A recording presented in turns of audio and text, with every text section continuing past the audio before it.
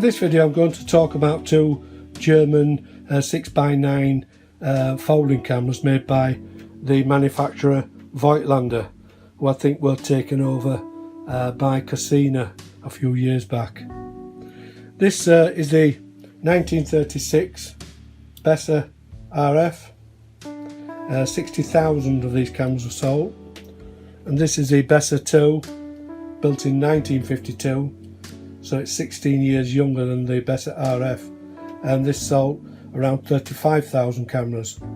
So in total there'll be nearly 100,000 cameras sold of these two models, which is a testament to the quality and the popularity of these cameras.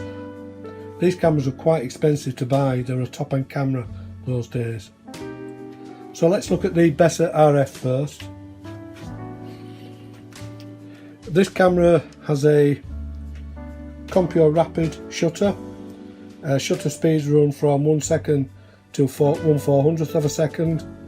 It also has a T and a B setting on the shutter, but it's worth bearing in mind that you cannot use the T and B settings without cable release.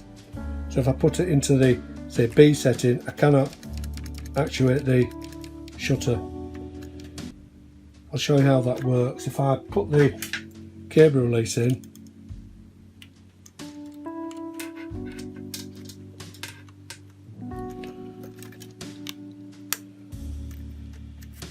it actually works now. I think you can see the shutter opening and closing. That's on B. I'll open the shutter wider and then put it onto T. One press will open it, one press closes it. Probably can't see that. If I do it at a smaller aperture, you might do. You can just see it moving, but you do need the cable release to be able to use the T and the B settings. The lens on this is a Helio lens, uncoated. It's an f3.5 to f22. The apertures are set using this lever. You see what the pointer, that will set it to the f-stop that you want. This yellow filter came with these when they were built from new. Often second hand, and considering their age, these are often knocked off or broken. I was lucky enough to be able to get one that works. The hinge still works, and it's a nice little feature to have, to be able to put a filter, because they don't have a filter thread on these lenses. You have to use a push-on filter, and they can be quite difficult to get these days. On the back of the camera there are two windows. The top right one is the viewfinder, and the middle one is the rangefinder window. That's the one you focus with.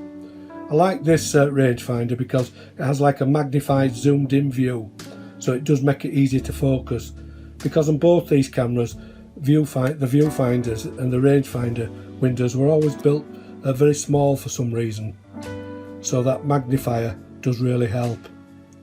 This little button here is for moving a mask in the viewfinder, which gives a viewing area for 4.5 to 6 negatives. Because when you bought these from new, just open the back, they used to come with a mask. This is 6x9. The mask would create a 6 by 4.5 negative area, so that's why you would have to alter this knob at the top, so it alters it in the viewfinder so you can get your composition correct. And that's why this camera has two red windows, viewing windows, to view your frame numbers on the backing paper of the roll film. One was for 6 by 4.5 and the other was for 6x9. This is where you focus the camera. And the one thing about these cameras is you can actually pre-focus them with the camera shut, which is a handy feature really. This camera has two tripod sockets, one on the front and one underneath. A word of caution using these: when you do open them, don't just let them press the button here and let them flip open quickly. Always keep your thumb or something there just to let them open slowly. Two reasons for that. One is that we don't want to put any strain on the hinges and these struts, and the other one is letting the bellows open very quickly can cause a vacuum which pulls the film away from the pressure plate, and you will get out of focus pictures.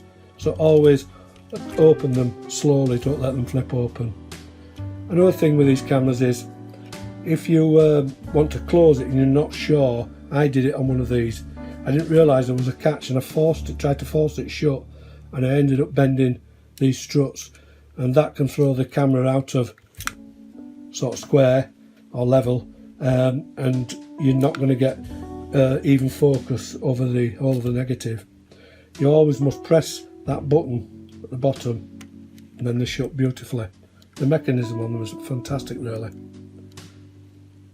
So always press that button. The camera's not large really, considering it's a 6x9 negative size camera. I mean 6x9 is 6 times bigger than a 35mm negative, and this really is no bigger than a 35mm camera. It's less so this way, and that means that it'll go into a camera bag easy, but more importantly you'll be able to fit that in a large pocket. So that's the Bessa RF. Let's take a look at the differences and the Bessa II. This is the Bessa II. This one has a synchro compio shutter, a more modern one, and we get 1 extra shutter speed. So this runs from 1 second up to 1/500th of a second. It also has a B setting, and that can be used with the shutter lever. So if I put that into B, which it is, I can still cock the shutter, and it means when I fire it, the shutter stays open until I let go. The lens on this camera is a colour healer. It's a single coating. It's the same as the other one, 105mm, f3.5 to f22, and you set the apertures exactly the same as the other camera with this lever.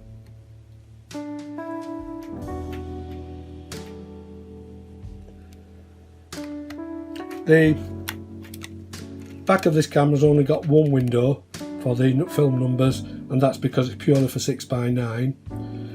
This camera only has one viewfinder, and this is a coupled rangefinder on this camera. That means you compose through that, and in that window there's a small patch. I think it's like a yellow patch, and you align up the subject or what you want in focus with the rangefinder, and then compose in the same window. The only thing with this camera is it's a very, very small viewfinder, and in low light it's very difficult to focus through it or even get composition. That's why I prefer the Bessa RF system than this one, even though this is a more modern camera. On the top of the camera is again the focusing knob. Regarding focusing, if you find it difficult to focus with these, say at night, or you want to take pictures, street photography, quicker than trying to focus through this small viewfinder, you can use the depth of field scale on the focusing knob, and I'll show you. This is hyperfocal distance. If we move the infinity mark and line it up with, say, one of the apertures, so I've lined it up to f16 and read round, it shows that from 11 feet to infinity at f16 everything will be in focus. So that will be hyperfocal distance. For scale focus, if I set it to 20 feet and then read round, it's showing from 7.5 feet to 20 feet everything will be in focus. And I've used this at night, and I found it very, very accurate. So it's another way of setting the camera focus. And as with the other camera, you can set the focus with the camera shut, which is very handy. This camera only has one tripod socket, which is at the bottom, unlike the other one which has two. It opens and closes exactly the same way, and again you must always remember to press that button before you shut the lid.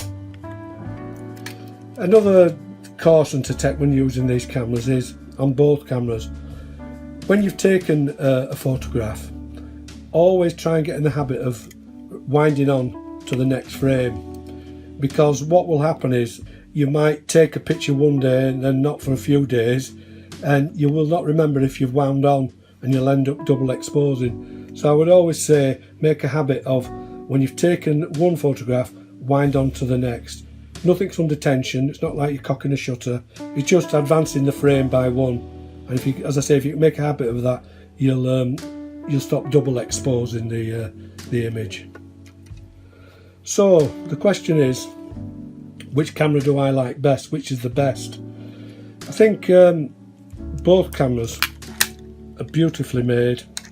I'll just get the other one. They are beautifully made. They're very compact when they're folded. They take beautiful images, especially with these lenses. Talking of lenses, they came in different variants. The cheaper ones were the Helmer, I think that's how you pronounce it, and then it went from that to the Scopa lens, which is a good, it's like a Tessa design, and then onto the Helia lens, like these two, although this one on the Bessa II is coated and on the Bessa RF is uncoated. I quite like the pictures from this camera because they're more vintage looking. And then you went from there to the stunningly expensive Appalantha. If you had an Appalantha lens on one of these cameras, we'd be talking about thousands of pounds second hand. So again, which one do I like best? I think overall I like the older 1936 Bessa. It has a cable release, easier to access, whereas on the Bessa II, the cable release socket is down here. You can just see it there. And that sometimes is very hard. I can just show you, especially when you've got cold fingers, to get it into that area. Once it's in, it's no problem. But even now I'm struggling a little bit with it, although I'm working left-handed. So I've got it in there. But the other problem is, this is a springy type cable release, so it does stick out more. But if it's one of the floppy types and it drops down, you can forget you've got the cable release attached, and then you get the camera and close it and you can see what's happening. You can break something by doing that, where on the Bessa RF this doesn't happen because it fits actually onto the lens and it's visible, so you'll never forget that it's attached. So that's a plus point for this camera. The other plus point for the Bessa RF is the viewfinder. The viewfinder on this one is very, very clear to look through, and the rangefinder is better because of that zoomed in, the way it zooms in, and it's easier to focus.